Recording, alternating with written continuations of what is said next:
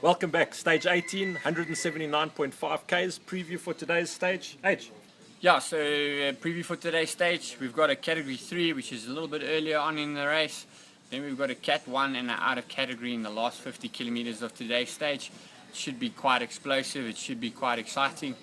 The guys that are looking for the GC or trying to contend for their yellow jersey are going to be eyeing this stage as their last sort of opportunity to make time on Froome. A little bit more about Froome and his yellow jersey. So he's been in the yellow for quite a long time this tour. There's an interesting little stat about him in this tour so far. What can you tell us about that, T? Well, H, the most interesting thing is he hasn't won a stage yet. He's in the yellow jersey without winning a stage. How cool is that? I rock up at the biggest bike race in the world, win it without winning a stage. Great. Easy. So yeah, I think Froome will be looking to change that. I think he fancies himself as going really well in the time trial. Whether he can win that time trial, it isn't a long time trial, so whether he can win that or not is irrelevant right now. The time trial he'll control. He will finish ahead of his other GC contenders. That's the most important thing for him. If he really wants to win a stage, today is the day to put the hammer down. Today is the day to say, guys, I'm Chris Froome, I'm an African, I'm taking it home with me. So I reckon Froome today is going to make it difficult. It's a real difficult finish on the top of this climb. It's not really made for the technical equipment that has to be taken up there. You also become a little bit of a legend winning at the top of the Zard. So yeah, it's going to be difficult racing. So there you have it. We think Froome needs to step up now and just basically lay down some law and let the guys know that he is in the yellow jersey for a reason, and that's because he's the strongest in the tour. What better way to do it than the final mountaintop finish in the tour on a legendary climb like the Col des Zords, on the side of the climb finishing up at the top of Col des Zords. Rumour has it that this is the only climb in the tour that's got double points on offer. Now we're sitting in a situation where we have Roglic, that I think is only 40 points behind. 49. 49 points behind Barguil, who's the current king of the mountains. How do you think that scenario is going to play out between those two riders today? It's going to be interesting, H. Whether Roglic can actually stay away and get those points today could be the telling thing. You know, I think yesterday he spent a lot of pennies for that stage win. He rode absolutely out of his skin. Is he going to have it in him today to go and challenge for those points?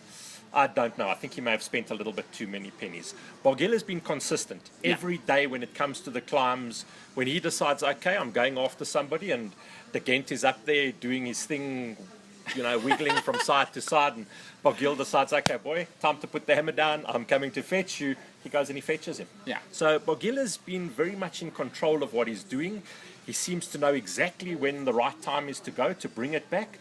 And I fancy that Barguil today, with those points on, he'll pretty much wrap it up. Then it's going to be a great result for the Sunweb Giant team. Yes. They can wrap up the KOM jersey as well as the green jersey. That's awesome. You know, Dave's bikes with Pierre Roland, and you know, he'll be speaking French the whole day. He rides a Giant. He reckons it's the fastest bike in the world, so he'll be really happy with those results. But that'll be a great ride for the team. Yeah. H, going up that final climb, you're going to see more spectators than you've seen in most of the stages. How does that affect the riders, and how does that, you know, what can that cause?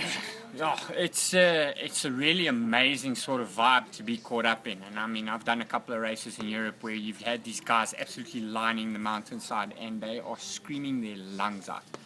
It's a huge sea of noise. That sea of noise gets your adrenaline pumping. Every now and again you'll hear an encouraging word, or you'll hear your name even. Somebody screaming your name on the side of the road, and that's really encouraging and gets your adrenaline going and gets you going.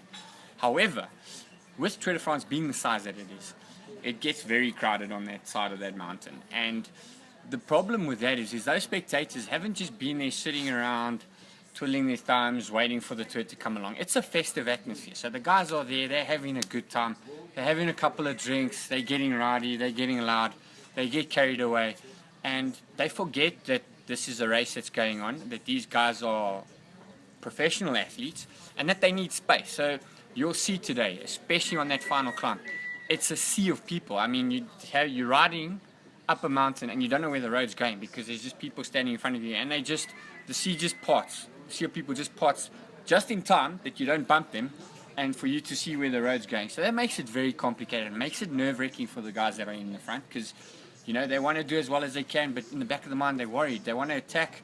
I'm not going to go and squeeze out down here. Just now a spectator takes me down and my race is over. So very, very stressful for them.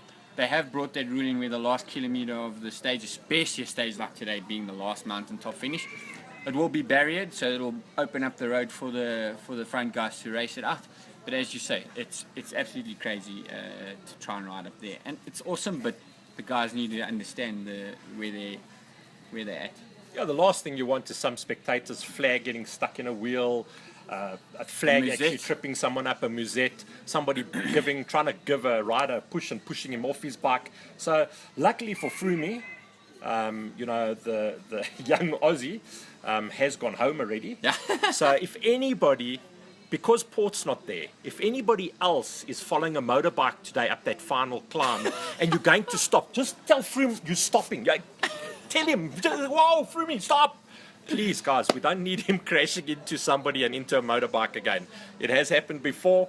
Guys, it's going to be crazy up there. Actually, like you said, they've all had a couple of Richelieu brandies, I'm sure, and a couple of refreshments. They should, you know, they've been there in the sun.